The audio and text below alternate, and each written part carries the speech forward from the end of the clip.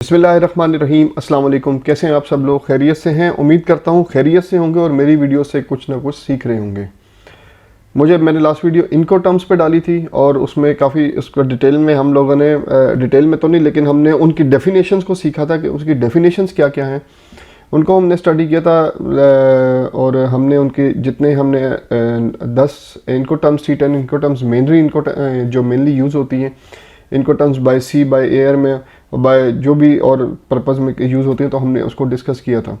तो आज जो ये वीडियो है ये स्पेशली हमने बनाई है जो बाय सी में हम कौन कौन सी इनको टर्म यूज़ करते हैं। और अगर आप इंपोर्ट एंड एक्सपोर्ट का बिज़नेस करते हो तो ऑब्वियसली आपको पता होना चाहिए कि बाय सी में कौन सी होती है, बाय एयर में कौन सी होती है, बाय रोड में कौन सी होती है और कौन सी मेजर्स आज जो ज़्यादा यूज़ होती हैं वो भी आपको पता होना चाहिए कि क्लाइंट्स की रिक्वायरमेंट क्या है। क्लाइंट अगर आपको दे देता है CIF तो आपको पता होना चाहिए, DPP दे देता है आपको पता होना चाहिए, इसी तरह और CIF दे देता है, CFR दे देता है और बहुत सी हैं इस तरह दे देता है। आपको पता होनी चाहिए अब के बाय सी में यूज़ होती है कि नहीं होती। एक्चुअली बात पता है कि यहाँ पे समझाने का मकसद ये है कि बायर जो है ना बहुत तेज़ हो गया आजकल। ठीक है, वो बस चाहता है कि अगला जो सप्लायर है ना उसको फ्री में जो है प्रोडक्ट सप्लाई कर दे, उसको पेमेंट ही ना करनी पड़े। तो वो डिफरेंट चीज़ें इस्तेमाल करता है। अगर बायर नया हो तो वो तो फिर फंस जाता है। अगर बायर थोड़ा सा एजुकेशन ली हुई है और उसने कुछ सीखा हुआ है उसके बाद जो है अगर उसको चीज़ों का पता है तो वो फंसता नहीं है, मार नहीं खाता मार्केट में। तो मेरा ये जो चैनल है बनाने का मकसद ही है, ये फ्री चैनल है, इसमें कोई मैं किसी से चार्ज नहीं करता। कोई व्हाट्सएप पे क्वेश्चन करता है मैं आंसर करता हूँ, कोई चार्ज नहीं करता इसका मैं। तो इंशाल्लाह ये वीडियोस आप लोगों के लिए ऐसे ही बनाता रहूँगा और आप इससे कुछ ना कुछ ज़रूर सीखते रहेंगे। बेशक एक पॉइंट सीखें लेकिन मेरी वीडियो से इंशाल्लाह कुछ ना कुछ सीखेंगे। मैं प्रैक्टिकल आपको इसलिए बताता हूँ, जिस तरह मैंने काफ़ी वीडियोस में बताया कि यार कस्टम क्लियरेंस को है, देख के कोई वीडियो उठा लें यूट्यूब पे, कोई आप देखें उसको, किसी बंदे ने ये बात बताई हो आपको, बेशक लोग बहुत ज़्यादा लोग मुझसे नाराज़ हो जाएंगे क्लियरेंस वाले कि आप ऐसी बात क्यों दी, लेकिन जो फैक्ट है वो आपको बता। अब 5 उंगलियाँ बराबर नहीं है, ठीक है, जब 5 उंगलियाँ बराबर नहीं हैं तो फिर सब बराबर नहीं है, ज़ाहिर सी बात है। इस तरह एक्सपोर्टर भी जो है, सप्लायर भी जो है वो भी 2 नंबर है, 2 नंबरियाँ करता है, बायर भी 2 नंबरियाँ करता है, बीच में क्लियर, ये कुछ हैं, 5 उंगलियाँ बराबर नहीं है तो हैं। इस तरह की हर जो है ना मछलियाँ वो हर जगह पे पाई जाती हैं। तो चले हम वीडियो स्टार्ट करते हैं। आज हम जो डिस्कस करेंगे इस वीडियो में वो है बाय सी की इनको टर्म्स क्या हैं। तो हमने लास्ट वीडियो में भी डिस्कस किया था, तो इसमें हम थोड़ा सा सिर्फ बाय सी को हम देखते हैं कि कौन कौन सी इनको टर्म्स हैं। इसमें ये है, सबसे पहले हम डिस्कस करेंगे एक्स वर्क। मैंने आपको जैसे लास्ट वीडियो में भी बताया था कि एक्स वर्क से होता है कि बायर ने ऑर्डर दे दिया, बायर ने ऑर्डर दे दिया, फॉर एग्जांपल आपको हुडीज़ बनाने के लिए दे दिया, शर्ट्स बनाने का ऑर्डर दे दिया या सर्जिकल में कोई ऑर्डर दे दिया। तो इसका मतलब क्या हुआ कि आप वो मैन्युफैक्चर करोगे, मैन्युफैक्चर करने के बाद आप उसको कार्टन में बंद करके अपनी वेयर हाउस में रख दोगे। अब होगा क्या, अब जो बायर है वो अगर कंटेनर में उसने मंगवाना है या किसी चीज़ में ये मंगवाना है तो उसका एजेंट आ जाएगा आपके पास, या खुद बायर आ जाएगा, या उसका कोई भी अगर उसका ऑफिस यहाँ पे तो उसका बंदा आ जाएगा यहाँ पे, तो आपके प्रोडक्ट चेक कर लेगा और उसको कंटेनर भी उसकी रिस्पॉन्सिबिलिटी है।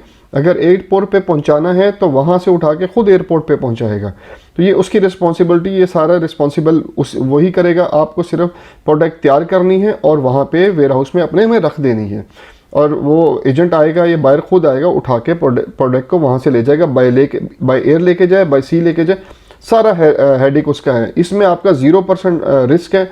आपने प्रोडक्ट तैयार की और वो ले गया, लेकिन ये होता नहीं आजकल क्योंकि बायर बहुत सियाना हो गया, अब बायर भी बहुत तेज़ हो गया अब।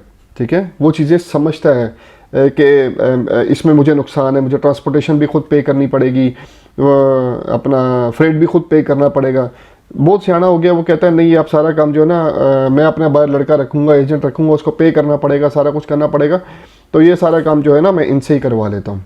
ठीक है, तो अब जो है ना बायर बहुत तेज़ हो गया है, तो इसलिए मैं बार बार हर वीडियो में समझाता हूँ कि बायर से आप लोगों को देख के चलना है, बायर के साथ कम्युनिकेशन। आगे मैं बताऊंगा सारा कुछ, इस जो अपना चैनल मैंने बनाया इंशाल्लाह इसमें आपको इतना ट्रेन कर दूंगा कि आपको कभी कोई बायर जो है ना, कभी कोई बायर बात वो करेगा तो आपको समझ आ जाएगी ये बंदा फ्रॉडी है, ये जेन्युइन है।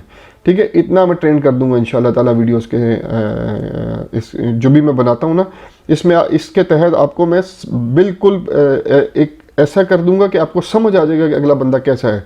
अब 5 उंगलियों में से कौन सी गलत है आपको समझ आ जाएगी इंशाल्लाह। अच्छा, इसी तरह एक्सपोर्ट में जाहिर सी बात है, एक तो मैन्युफैक्चर हो गया, इसमें कुछ मर्चेंट एक्सपोर्टर भी होंगे।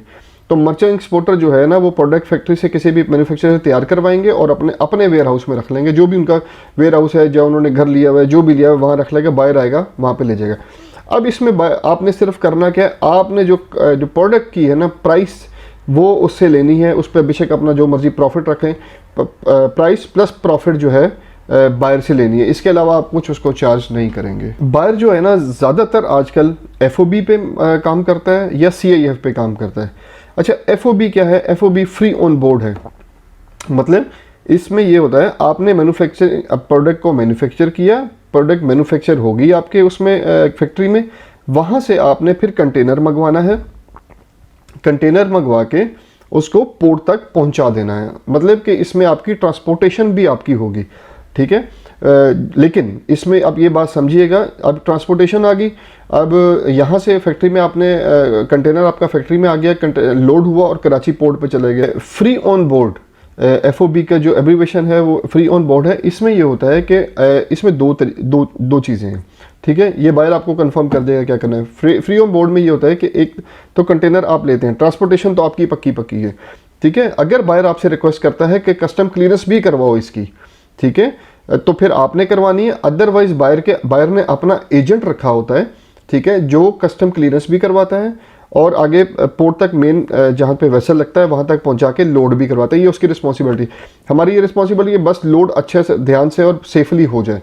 बाकी वैसे हमारी रिस्पॉन्सिबिलिटी जो गेट इन करवाने तक की है, बाकी सारा काम जो है ना वो बायर करता है। ज़्यादातर जो है ना FOB यूज़ होता है और CIF यूज़ होता है, जैसा मैंने आपको बताया। तो वो इसमें आपको प्राइसिंग जो करनी है, अब प्राइसिंग क्या करोगे, जिस तरह एक्सपेक्ट में आपने प्राइसिंग प्लस प्रॉफिट रखा था, इसमें आप pricing plus profit plus transportation. For example आपने सियालकोट से कोई सर्जिकल का कोई कंटेनर लोड किया है, या आपने फैसलाबाद से कोई ग्लव्स वगैरह लोड किए हैं, ठीक है, या आपने कोई मैंगो शेंगो लोड किया है, मैंगो लोड किया है आपने मुल्तान से, तो मुल्तान से कॉस्ट जो पड़ेगी ट्रांसपोर्टेशन की, ठीक है, सियालकोट से जो कॉस्ट पड़ेगी या फैसलाबाद से जो कॉस्ट पड़ेगी वो ऐड करना है। Manufacturing cost plus pricing plus इसमें ट्रांसपोर्टेशन, ये ऐड करके आपने इसको कन्वर्ट करना है डॉलर में। जो अच्छा, एक चीज़ और ज़हन में रखिए, जब भी आप प्राइसिंग करेंगे, ठीक है, आपने डॉलर में करनी है और किसी करेंसी में आपने नहीं करनी। आज मतलब कि ये एक सिस्टमेटिक थ्रू चल रहा है, तो वो जो सारी ट्रेडिंग है वो डॉलर्स में ही होती है आपकी, ठीक है। जब भी पेमेंट आप रिसीव करोगे, एडवांस पेमेंट आएगी, वो भी डॉलर्स में आएगी, आपके किसी और करेंसी में आपको पेमेंट नहीं रिसीव होगी, ठीक हो गया। तो आपने जब भी इनवाइस, परफॉर्मा इनवाइस या कोटेशन देनी है वो आप डॉलर्स में देंगे। अच्छा, जो तीसरी मेन, जिस तरह मैंने बताया FOB और CIF जो है, CIF कॉस्ट इंश्योरेंस फ्रेड, इसके अंदर जो आपकी कॉस्ट है सारी, उसके बाद उसकी इंश्योर्ड होती है वो, उसके बाद जो है फ्रेड आपने पे करना है। मतलब कि बायर की डेस्टिनेशन पोर्ट तक आपका काम है पहुंचाना। तो इसमें आप क्या करोगे, इसके अंदर कोई रॉकेट साइंस नहीं है, बहुत इजी है। आप फ़ोन करोगे क्लियरिंग एजेंट से, उससे फ्रेड लोगे, वो फ्रेड देगा आपको, उसी को कहोगे। अगर इंश्योरेंस वाला कोई नहीं मिल रहा, ठीक है, उसी को फ़ोन करोगे कि मुझे अपने सारे कंटेनर की इंश्योरेंस करवानी है।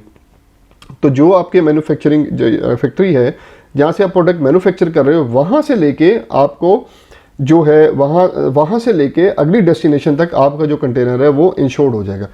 अच्छा, अब आप ये ना समझिएगा कि इंश्योरेंस जो आपने अपने पैसों से देनी है, ऐसा नहीं है।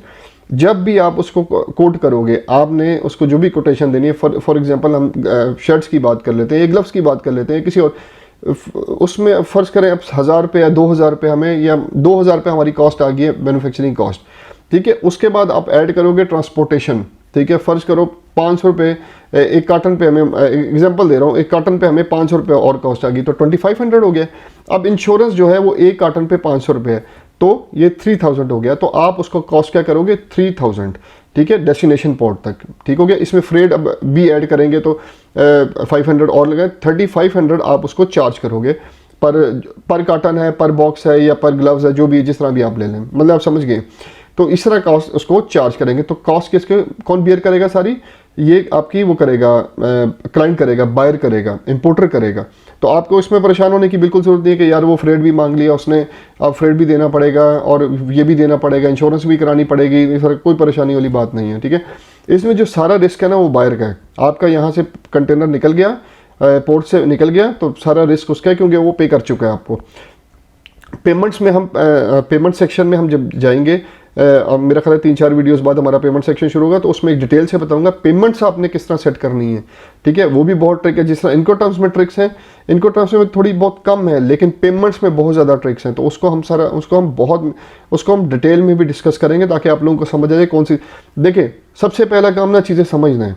अभी आप देखें, मुझे बहुत ज़्यादा, मैं थोड़ा इसलिए बहुत ज़्यादा मैसेजेस मुझे आते हैं, यार हमें बायर्स नहीं मिल रहे। देखें, मेरी बात सुने, जब तक आप चीज़ को समझेंगे नहीं, मैंने 2-3 वीडियो में पहले भी बताया, जब तक आप चीज़ को समझेंगे नहीं, एक प्रोसीजर आपको पूरा पता ही नहीं है अभी।